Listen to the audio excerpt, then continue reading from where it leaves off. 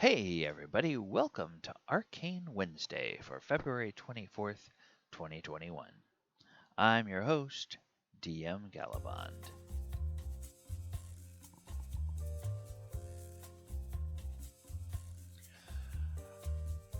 Alright, so personal story with this particular spell.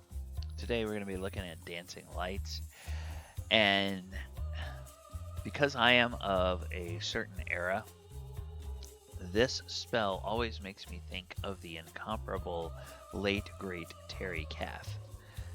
Who is Terry Kath, you might ask? Terry Kath was the lead guitarist, one of the founding members for the band Chicago. And there's a lyric in one of their most popular songs called, the song is called 25 or 6 to 4. And one of the lyrics talks about dancing lights against the sky. So I always think about that guitarist because there's such a memorable guitar solo in that song. It's just unlike almost any other guitar solo on the planet because of its, the way it's put together and the use of the wah-wah pedal in the solo and everything like that. So, if you're a fan of classic rock, go check out 25 or 6 to 4. Even if you're not a fan of classic rock, you owe it to yourself to go check that song out. But this is not about the song.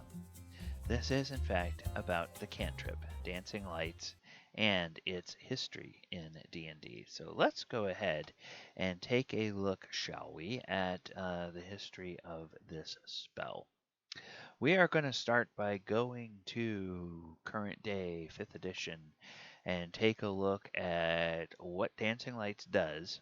Then we're going to compare it to how it has evolved throughout the different editions of the game. So today, Dancing Lights is a cantrip that requires concentration out to 120 feet, a bit of phosphorus, glowworm, or witchwood is a material component to cast it. And you create up to 4 torch-sized lights within range, making them appear torches, lanterns, or glowing orbs that hover in the air. And you can combine the 4 lights into a vaguely humanoid form of medium size. And each light sheds dim light in a 10-foot radius. The glowing humanoid form can be good for like sending ahead if you think you're about to be ambushed. Send something out ahead, and if people attack it, thinking it's a person, then you can foil an ambush, things like that. Otherwise, it can, the lights can be good for illuminating parts of a room or something like that that you're in if you're trying to explore someplace. And the fact that it's a cantrip just is you're not burning a spell slot. You can just keep those going. Of course, because it requires concentration. If you lose concentration, too bad. They wink out. All right, now looking back in the history of the game, Dancing Lights first came into the game in first edition AD&D, and it was a level 1 spell. A little known fact is that all the way up to 3rd edition there was no such thing as cantrips. So original D&D, first edition and second edition, everything you cast took a spell slot. So range was 40 feet plus 1 foot per level. Duration 2 rounds per level. Area of effect special. And you create is our option 1 to 4 lights which resemble either torches and lanterns, glowing spheres of light, or a faintly glowing man-like shape, somewhat similar to that from the elemental plane of fire. They move as the spellcaster desires, forward or back, straight or turning corners, without concentration upon such movement by the magic user. Now, that's because there was a limit of 2 rounds per level for the duration. Range is base of 40 feet plus 10 feet per level for each level of the magic user casting the spell, and then it uses the same material components.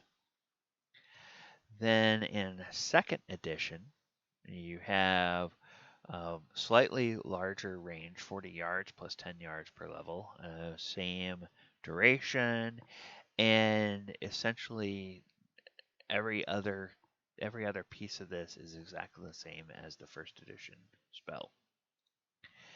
Then in third edition, this becomes a cantrip for bards, sorcerers, and wizards, and a little bit further range for 100 feet plus 10 feet per level. A standard action, up to 4 lights, all within a 10-foot radius.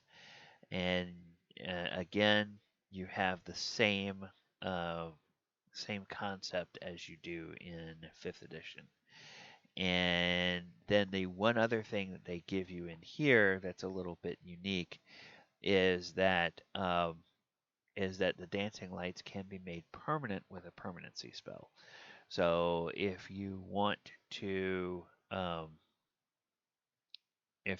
cast the spell and create a permanent illusion or a permanent set of lights, you can cast permanency, which of course is a much higher level spell. And then we compare that back to the 5th edition.